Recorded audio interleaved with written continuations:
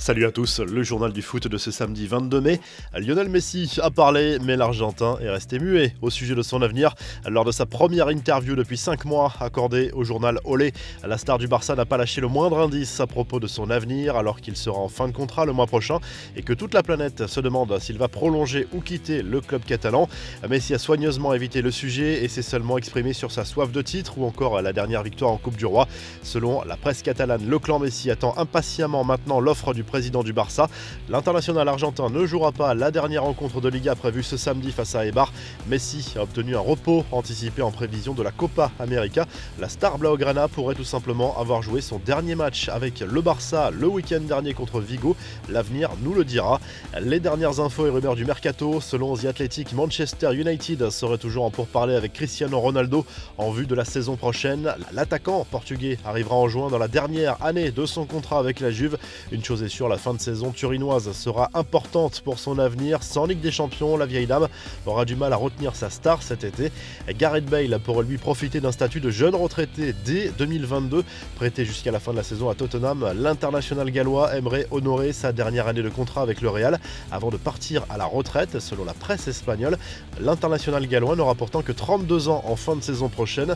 Jorge Sampaoli a lui annoncé la couleur pour la saison prochaine.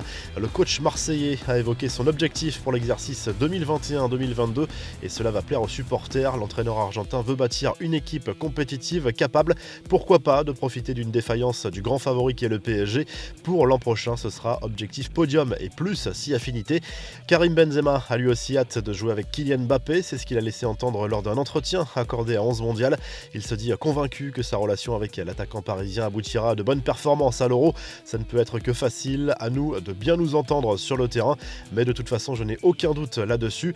Il ne faut pas se focaliser sur le duo Mbappé-Benzema, il y a beaucoup de grands joueurs dans cette équipe. Griezmann, Giroud, Pogba, Dembélé, Coman, Ben Yedder, le danger peut venir de partout et tant mieux pour la France, a souligné le buteur merengue. Zinedine Zidane l'assure, il n'a joué aucun rôle dans le retour de Karim Benzema en équipe de France. Le coach du Real Madrid a certes toujours soutenu son joueur, y compris dans les moments les plus difficiles, mais ce dernier a assuré en conférence de presse qu'il n'avait jamais pris son téléphone pour essayer de convaincre Didier Deschamps. Beaucoup plus léger sur ce sujet, Thomas Pesquet a lui aussi commenté le retour de Benzema en bleu. Et bien le retour de Karim Benzema en équipe de France, on en entend parler jusque dans l'espace, a écrit le Français à bord de la Station Spatiale Internationale. Les infos en bref, la FFF a officialisé ce vendredi les numéros des Bleus pour l'Euro, comme annoncé.